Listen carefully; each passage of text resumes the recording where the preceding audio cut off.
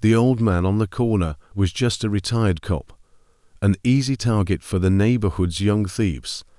But when they tried to break into his house, they didn't find a helpless old man. They found a ghost from a special operations unit the government no longer admits exists. Elm Street was the kind of place that prided itself on its quiet predictability.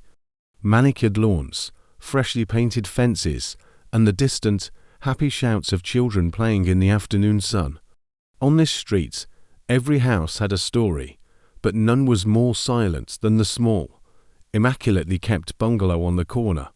This was the home of Frank Peterson. To his neighbors, Frank was a relic of a bygone era, a retired police detective, widowed for over a decade, who lived his life with a quiet, almost invisible precision. His routine was the street's unspoken clock. At 6 a.m., he was out, tending to his garden, his movements economical and deliberate. His roses were legendary, each one pruned with surgical care. By 8 a.m., he would be on his porch, reading a worn paperback, a cup of black coffee steaming beside him. In the evenings, the soft glow of a single lamp could be seen through his living room window as he meticulously cleaned his old service revolver, a Colt Python he hadn't fired in 20 years. It wasn't about readiness. It was about ritual. It was about remembering a life that was simpler, a life defined by a blue uniform and a silver badge. But Frank carried the weight of another life, a life no one on Elm Street could ever imagine. A life before the badge, before the quiet routine, a life where silence wasn't peace, but a weapon. The street's predictability had recently been disturbed by a new energy, a nervous, chaotic hum of youthful arrogance. A trio of local teens: Leo, the cocky, charismatic leader; Sam, the tech-savvy but hesitant accomplice; and Marco, the youngest, a follower desperate for validation, had begun to test the neighborhood's patience. It started with petty vandalism, spray painting fences, knocking over trash cans. But their confidence grew with each passing week, and their focus began to narrow. They saw the quiet houses, the elderly residents, not as neighbors, but as opportunities. As targets, they saw Frank Peterson as the easiest target of all. They watched his routine, mistaking his precision for fragility, his silence for weakness. They laughed at the old-fashioned way he nodded at passers-by, the careful way he locked his front door. To them, he was just a fossil, a leftover from a time when people still trusted each other.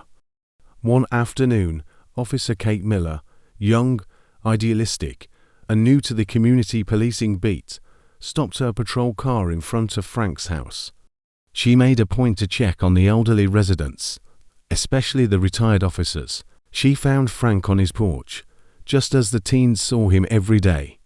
"Afternoon, Detective Peterson," she said with a warm, respectful smile. Frank looked up from his book. His eyes, though old, were startlingly clear and observant. He offered a small nod. "Just Frank is fine, officer." "Detective was a long time ago. Just wanted to see how you were doing," Miller said, leaning against the porch railing. "Heard there's been some minor trouble with kids in the area. Anything we should be aware of?" Frank's gaze drifted for a moment, across the street, where Leo and his crew were loitering, their laughter just a little too loud. "Kids will be kids," Frank said, his voice even. "They're just learning the boundaries. Well, some boundaries need a firmer push," Miller replied. "Your record at the 17th Precinct is still the stuff of legends, you know. They say you had a sixth sense for trouble." Frank allowed himself a rare, fleeting smile. "The only sense I had was knowing when to listen." "You take care of yourself, officer." The conversation was politely, but firmly, over. Miller nodded, wished him a good day, and left, feeling a strange mix of respect and an inability to truly connect. She saw a decorated detective. Frank knew she was only seeing half the story, not even half. A single, sanitized page from a very, very long book. That night, under the dim glow of a street lamp, The trio finalized their plan.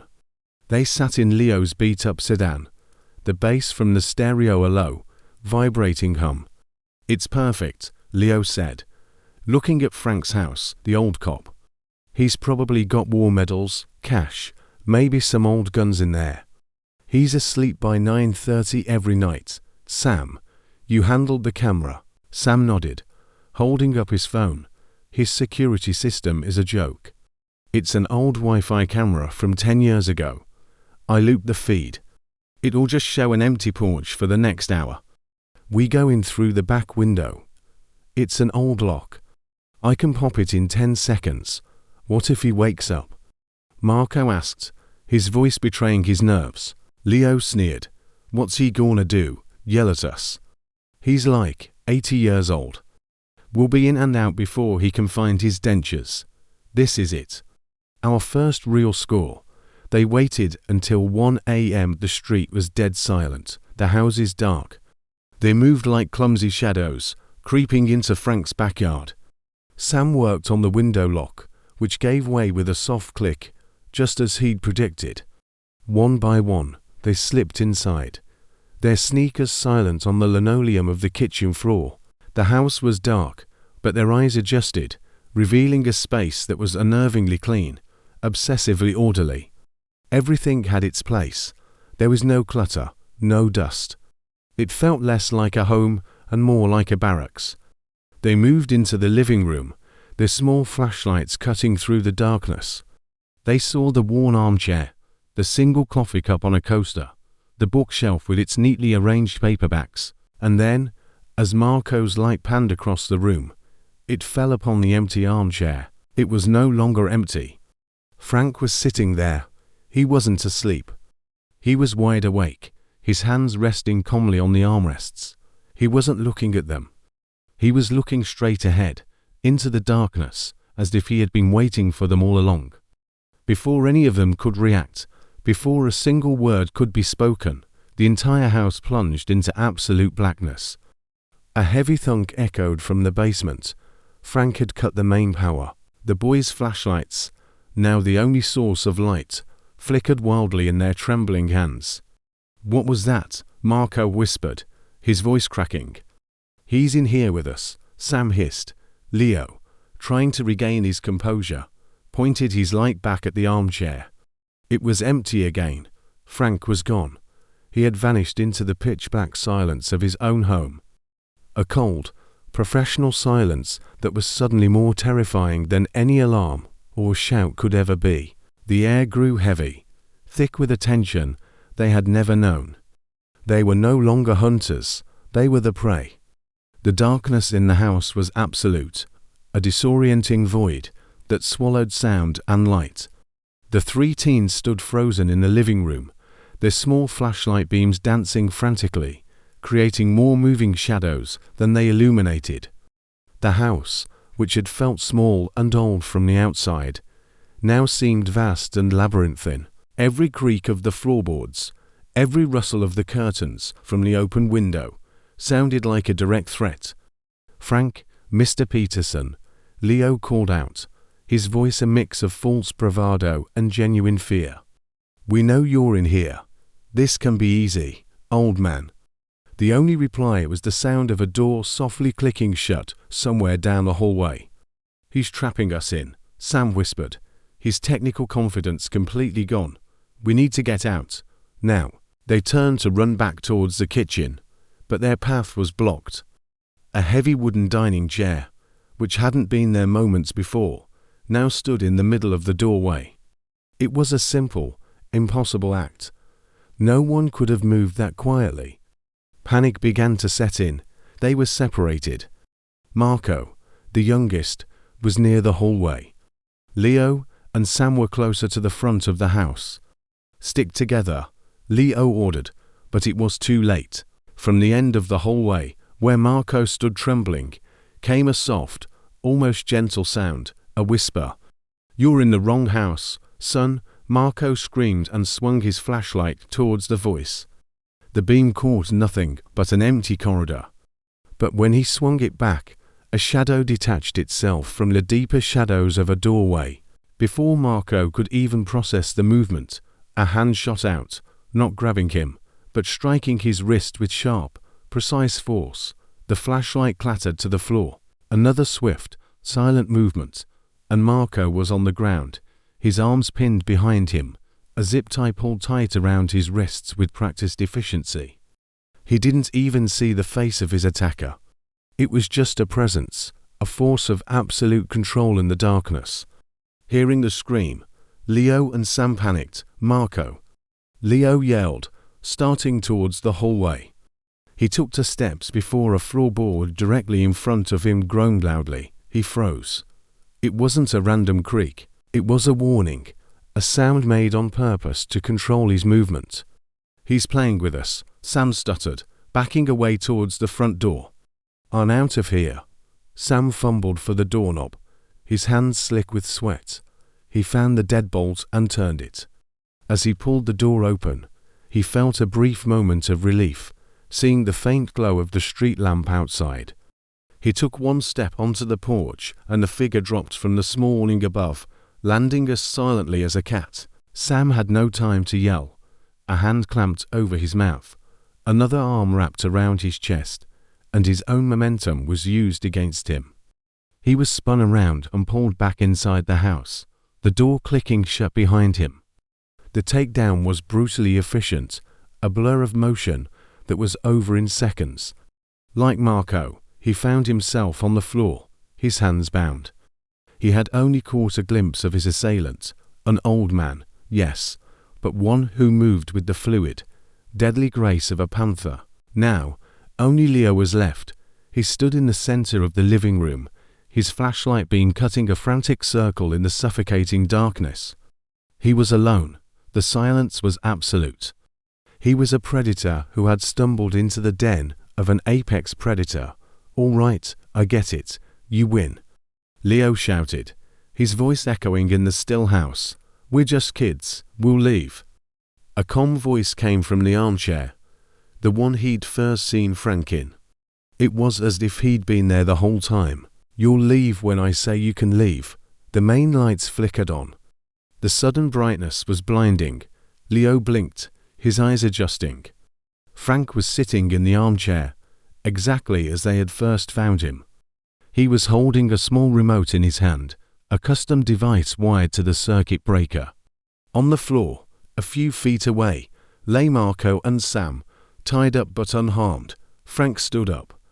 He walked over to Leo, his movements no longer those of a frail old man, but of something else entirely, something forged in pressure and violence. He grabbed Leo's arms and, with a series of short, expert moves, secured his wrists behind his back. It was during this moment, as Frank's sleeve pulled up slightly, that Leo saw it. On Frank's forearm was a faded, intricate tattoo. It wasn't a skull or an anchor.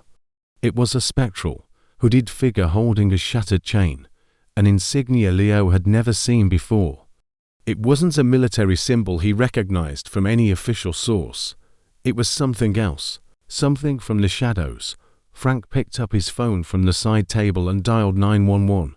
His voice, when he spoke to the dispatcher, was the calm, professional tone of a man reporting a minor traffic accident. "Yes," he said. "This is Frank Peterson of 112 Elm Street. I'd like to report a burglary in progress. Well, in progress isn't quite right. It's over. I have 3 young men here who need to be picked up. No one's hurt. They're just waiting."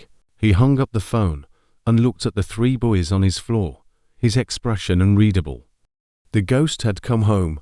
Officer Kate Miller was on patrol, just a few blocks away, when the call came in. A burglary at 112 Elm Street, Detective Peterson's house. Her heart pounded as she sped towards the location, her mind flashing with images of the kind old man she'd spoken to just hours earlier. She expected to find a shattered door, a ransacked home, a terrified or injured victim. What she found instead was something she couldn't process. She walked up to the house to find the front door slightly ajar. Pushing it open, she saw a scene of surreal order. 3 local teens she recognized Leo, Sam, and Marco were sitting on the living room floor, their hands bound behind them with black zip ties. They weren't struggling, they weren't yelling. They were pale and silent, their eyes wide with a fear that went beyond being caught. And in the armchair, calmly sipping a glass of water, sat Frank Peterson. The room was pristine. Not a single cushion was out of place. "Frank, are you okay?" Mill asked, her voice full of concern as she holstered her weapon. "Perfectly fine, officer," Frank said calmly. "These young men seem to have lost their way and ended up in my living room. I imagine they'd like to find their way to a holding cell now." Miller and her backup processed the scene, their confusion growing. The teen's story was disjointed and borderline hysterical. They talked about the lights going out, about being hunted in the dark, about a man who moved without making a sound. It sounded like something from a horror movie, not a simple burglary. Leo mentioned the strange efficiency, the way Frank had subdued them without throwing a single punch in anger. Back at the station, the boys were separated for questioning. Miller was writing her report when her superior, a veteran desk sergeant named Davies, walked by. Davies was a cynical, old-school cop who had seen everything. "What's got you looking so spooked, Miller?" he grunted. "It's the Peterson case, Sarge, the retired detective. The way these kids describe what he did. It's not standard police procedure. It's not anything I've ever heard of. And one of them, Leo, keeps talking about a weird tattoo on his arm. A ghost or something." Davies stopped dead. He put down his coffee mug and looked at Miller with an intensity she'd never seen before. "A ghost, on his forearm. Yeah. Why?" Davies motioned for her to follow him into his office and shut the door. He sat down heavily behind his desk. 25 years ago, he began, his voice low. "I was a rookie. We had a hostage situation in a downtown bank. The perps were ex-military, heavily armed. We were completely outmatched. SWAT was pinned down. We thought we were all going to die." He leaned forward. "Then, a 2-man team shows up. No one knew who sent them. They weren't police. They weren't FBI. They just appeared. One of them, the leader, we only knew him by his call sign, Spectre. He went in alone. 20 minutes later, he walked out. All hostages safe, all perps disabled, not a single shot fired. When I was helping cuff one of the guys, I saw the Spectre's sleeve right up. He had this tattoo. A hooded figure holding a broken chain. Davies looked Miller dead in the eye. That man's file was classified above top secret. They said he was part of a unit that didn't exist, a group they sent in when God himself couldn't solve the problem. His real name was never in the report. He was a ghost. After that day, I never heard the name Spectre again. A deep silence filled the office. Miller felt a chill run down her spine. Frank Peterson, the quiet old man who grew roses. Davies let out a long sigh. "Handle this report with care, Miller. The official story is that Mr. Peterson was a highly decorated city detective who surprised some burglars. That's it. The ghost was never there." "Understand," Miller nodded, her mind reeling. She understood perfectly. A few days later, after the teens had been processed through the juvenile system, Miller found herself parked in front of 112 Elm Street again. It was a sunny afternoon. Frank was on his porch, reading his book, just as he always was. She got out of her car, not as a cop on patrol, but as someone seeking. She wasn't sure what. She walked up the porch steps. Frank looked up, his eyes meeting hers. He knew why she was there. "Detective Peterson," she started, then corrected herself. "Frank, my sergeant told me a story. About a bank, a long time ago." Frank slowly closed his book, marking his page with his finger. He didn't say anything. "He said a ghost saved his life that day," Miller continued, her voice soft. "He said that ghost deserved a thank you. but he vanished before anyone could give it. Frank looked out at the street, at the peaceful, predictable rhythm of the neighborhood. He watched a family walk by, laughing. "The man who did that job," Frank said finally, his voice a low rumble. "He wasn't a hero. He was a tool, a necessary one, perhaps. But a tool nonetheless. Tools are meant to be put away when the job is done." He looked back at Miller, his eyes holding a profound, weary sadness. "That man was put away a long, long time ago. All that's left is a gardener." Miller stood there, 100 questions in her mind, but none of them seemed to matter anymore. She simply nodded. "Well," she said, a small, genuine smile forming on her face. "For what it's worth, you have beautiful roses, Frank." For the first time, Frank Peterson smiled back, a real, warm smile that seemed to lift decades of weight from his shoulders. "Thank you, officer. I appreciate that." As Miller walked back to her car, she knew she'd never look at the quiet corner of Elm Street the same way again. She had learned a truth that day. The most dangerous men are not the ones who make the most noise. They are the ones who have mastered the silence. They are the ghosts who walk among us, their wars long over, their stories never to be told, content to simply watch the roses grow